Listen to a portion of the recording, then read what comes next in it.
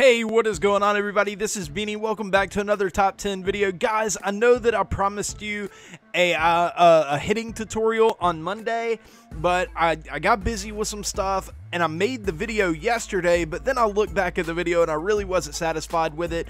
I started talking with some people about the ins and outs of hitting and all that, and I felt like some of my advice was a bit misguided. So I'm going to go back and I'm going to redo that video tonight. I'm going to have it out sometime tomorrow morning, hopefully. So be on the lookout for the zone hitting tutorial coming out tomorrow. But today we've got to do the top 10 shortstops in MLB The Show. And this is a pretty darn good list. I had to leave a lot of very worthy cards off the list, and I know that so far, I think that this is going to be the list that gets the most disagreement. Maybe not so much at the top. At the top of the list, I think everybody will kind of agree with me, but from like 5 to 10 and then the honorable mentions, I think a lot of people are going to find some disagreement there. So anyways, let's go ahead and get into the top 10, starting with the honorable mentions. Okay, we have 4 honorable mentions, starting with the 86 overall Francisco Lindor, the 85 overall Zack Cozart, the 89 overall Ozzie Smith, and the 85 overall Brandon Crawford. Now, I know a lot of people are going to be pretty upset about me leaving these guys off the list, but after I wrote down all the guys that I thought were like semi-worthy for the top 10, I had to start eliminating people, and it was hard to feel good about any of the guys that I was eliminating. So eventually I just had to kind of buckle down and make some tough cuts to the list. And I know a lot of people are going to think that like maybe Francisco Lindor or especially that Zack Cozart is worthy of the top 10. And I can't, vehemently disagree with you, but they just didn't make my top 10. So let's go ahead and talk about number 10 on the list. Okay, at number 10, we have the 89 overall Omar Vizquel, and I have a feeling that this is going to be one of the ones that gets the most pushback. How can you put this guy over the Cozart or the Brandon Crawford or whatever? Because this guy doesn't have any power. It's all about power. And I do think that if you would have asked me a month ago, I probably wouldn't have put this guy in the top 10 because of the way the hitting was. But now, I mean, power is still extremely important, but it's not as important as it was a couple months ago. So I think that this card, because of that, it gains value. And right now, I do think that this is a top 10 card because if you look at everything that this guy does, he is literally the elite of the elite at everything except for power. And I guess kind of sort of arm strength. But everything else, I mean, he is like elite, man. I mean, he's got, well, okay, I guess I'm lying. He's not the elite of the elite.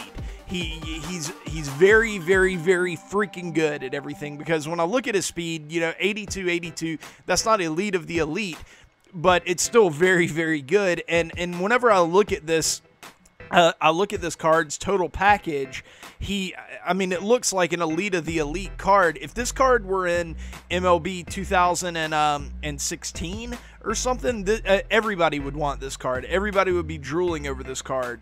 But because we have it in our minds from early in the season that power is just the end-all, be-all, this card doesn't get as much love as it probably should. But because of that lack of power, he isn't able to climb that high up the list, so I have to put him at number 10. At number 9, we have the 88 overall Hanley Ramirez, and this is kind of a personal pick for me just because I have this card and he's been really solid for me basically all year. It's kind of a weird card though. For a Hanley card, it actually plays pretty decent defense. That 77 reaction with 85 speed really helps it out. But it's not going to be like phenomenal defense for you or anything like that. And you're obviously going to get some good base running with this card. But then at the plate, it's kind of a weird card because if you're facing a righty, you're going to be fine. 110, 74, he's going to be a very, very solid hitter for you. But then against lefties, his power has a steep drop off. So it's a lot harder to really get that exit velo on the ball and to get base hits. And that's definitely a knock on this card. If this card had like I don't know, 70 power versus lefties or something like that, I would have this card up there amongst like the best shortstops in the game because of that speed and everything. But because it doesn't, because it does have those extreme platoons, I couldn't put him any higher than 9th. At number 8, we have the 85 overall Corey Seager, and this one is kind of a heartbreaker because the past couple of years, Corey Seager has been everybody's go-to for shortstop or second base or wherever you wanted to play him. Everybody loved this card. He was a big-time lefty power bat, and he's still pretty good, but he is not anything close to what he has been in the past. I mean, it's shocking to me to see him with power that's under 70. I mean, I'm not saying he doesn't deserve that, like what his attributes that he has right now. It's just shocking to see that. He's just not the same kind of power threat that he was in the past. And but he's still going to play decent defense. He's still a really good hitter. He's just not in that elite territory that he used to be. And you know, I mean, who knows? He goes on a hot streak later this year. He gets that power bumped up. It could happen. But right now, he just simply isn't. So yeah, I can't put him that high on the list, but he is a great hitter. And because of that, he does earn the number 8 spot on the list. At number 7 is kind of a personal favorite of mine, the 87 overall Gleyber Torres. This card is versatile. He's kind of a 5-tool guy. I would like it if he had a little bit more speed, but that's fine. You know, don't really worry about that too much. He's solid defensively. He's got a solid arm, and then he's just an extremely balanced hitter at the plate.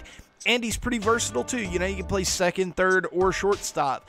But the thing that I just really love about this card is just its balance at the plate. Against lefties, against righties, you're gonna be, you're gonna have a solid opportunity to get a base hit, maybe even hit a home run. Just a very, very balanced, very good card. Not an elite card by any stretch or anything like that, but you can earn this card for basically nothing. Or very, very cheap if you just are willing to grind the position program. So I think that if somebody is in need of a shortstop, this is the go-to guy at the moment. I love this card, and that is why he gets the number 7 spot on my top 10 list. At number 6 is a card that's very similar to that Gleyber, except just a little bit better. At least hitting-wise. The 86 overall Carlos Correa, like the Gleyber, is a very balanced right-handed shortstop that's very versatile, can play short, second, third. But just hitting-wise, he's just a little bit better. He gets a few point bonus versus righties, a few versus lefties.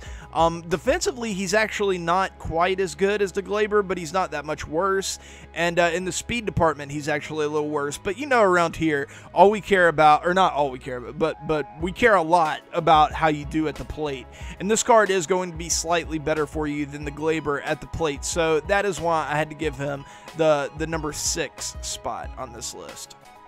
Okay, this next pick might spark up a little bit of controversy too. The 89 overall Jose Reyes. A lot of people might be looking at this card very similar to how you look at the Omar Vizquel, but I think that there is a major difference. This card, there is a huge difference between like 30 power and 50 power. 50 power is enough to where you can at least, if you square up a ball, you're gonna be able to feel like you hit it hard, and those balls are gonna drop a lot more often than a guy that has 30 power.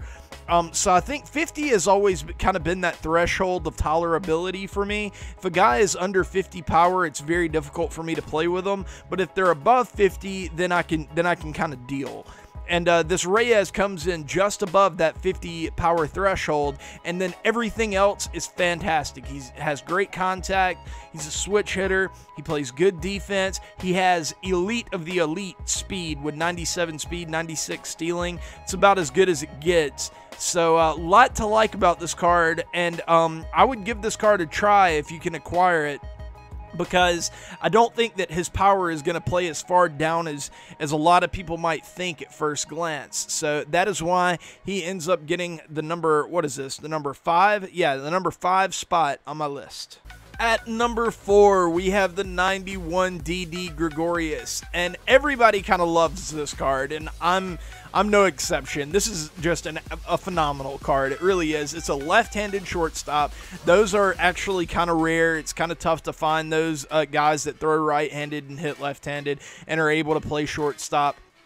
He absolutely murders right-handed pitching. 93, 87 versus righties. And then he's fine versus lefties. 86, 69 with 82 vision. He's going to have a big PCI. He's going to get a lot of power behind his swing. He's got solid defense, 84 reaction, 81 fielding. He's going to be very reliable. He's got some speed to go along with it, but that speed really isn't going to translate a ton over to the base paths just because of that 26 stealing.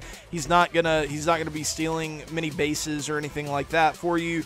He also doesn't have like a super strong arm, but it's strong enough that I don't think that you'll really notice a whole lot at shortstop. I don't think it's going to hurt you a ton.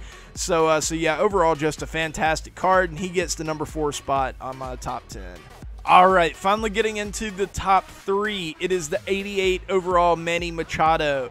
And this is another card that hitting-wise, it reminds me a lot of Gleyber or of Carlos Correa, kind of in between both of those guys offensively. But the thing that really stands out about this card is his elite defense. That gives him the edge over that Gleyber or the Correa. You know, because you're going to be getting similar offensive profiles, maybe even a little bit better with that 77 vision. Might be a little easier for you to hit. And then you're going to be getting just top shelf defense to go with it. And I really, it's kind of weird for me to say this about a Manny Machado and shortstop, because if you ever look at the stats, Manny Machado is actually kind of an average defensive shortstop, but he's an elite defensive third baseman. Obviously, they haven't been able to translate that in game. If he's a good defensive third baseman and has a secondary at shortstop or vice versa, he's going to be good defensively at both spots. But this Machado, 92 fielding and all that at shortstop, that's pretty crazy for Manny Machado. But anyways, I mean, what are you going to do, right? He does have a strong arm, so they got that right. And his defense is elite. He is a great hitter. And he doesn't have a lot of speed, but that's okay. And for that reason, for those reasons, he ends up getting a spot in the top 3. Okay, I think I have a feeling everyone knows who the last 2 guys are going to be. That first off, at number 2, we have the 91 overall Troy Tulowitzki. I mean, what can you say about this card? You're going to be getting elite hitting, 85, 105 contact, 77, 74 power with 79 vision, no PCI problems, anything like that.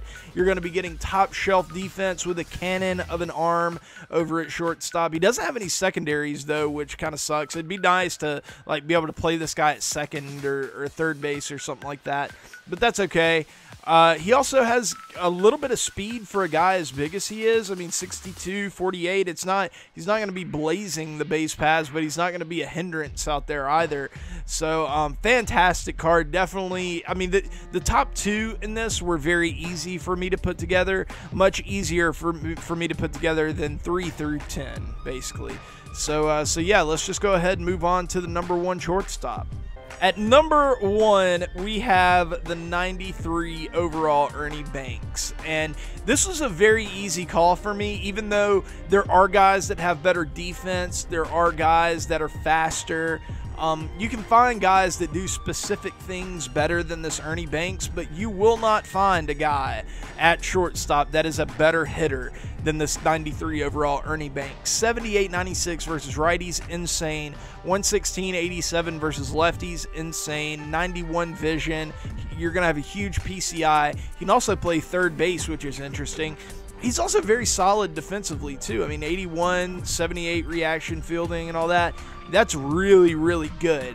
So there's just a lot to like about this card. The only thing that's holding this card back from being like an immortal level legend is the fact that he's not super fast. If this card had like 85 speed with 80 stealing or something like that, this would probably be, I mean, it would almost definitely be an immortal level card in my opinion, but it doesn't. It only has 50 speed, so it has to, you know, settle for just being a really fucking awesome legend. and definitely right now the #1 shortstop available in MLB The Show Diamond Dynasty. So yeah, that is going to do it, guys. I hope you enjoyed. Like I said earlier in the video, I will have that zone hitting tutorial out tomorrow. I may try to stream a little bit tonight once I'm done making that video, so be on the lookout for that if I do. And yeah, I love you guys. I will see you guys later. Please leave a like on the video, subscribe if you haven't already, and yeah, see you guys later. Peace.